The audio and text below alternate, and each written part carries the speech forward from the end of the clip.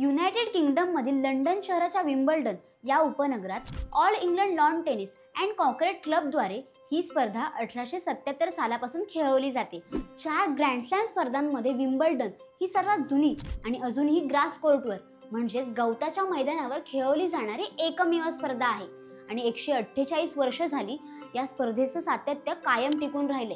1877 पासून सुरू झालेल्या या स्पर्धेचं 138वं वर्ष आहे। पण या विम्बल्डन स्पर्धेचा इतिहास आणि जगभरातील क्रीडाप्रेमींमध्ये असलेली या स्पर्धेची क्रेज त्यामुळे ही स्पर्धा अविरत सुरू राहिली। आतापर्यंत बऱ्याच खेळाडूंनी ही विम्बल्डन स्पर्धा गाजवलेली आहे। यामध्ये स्वित्झर्लंडच्या रॉजर फेडररचं नाव आवर्जून घेतलं जातं। फेडरर यांनी सर्वात जास्त 8 वेळा विम्बल्डन ग्रँड स्लॅम विजेतेपद पटकावले। जसा आपल्या क्रिकेटमधला गॉड सचिन तेंडुलकर तसा टेनिसमधला गॉड रॉजर फेडरर, त्याचबरोबर सर्बिया देशाचे नोवाक जोकोविच यांनी सर्वाधिक 14 वेळा विम्बल्डनच्या सेमीफायनलमध्ये प्रवेश केला आहे आणि 7 वेळा या स्पर्धेचं विजेतेपद पटकावलं आहे। संपूर्ण व्हिडिओ पाहण्यासाठी आपल्या कलाकार YouTube चॅनलला नक्की भेट द्या।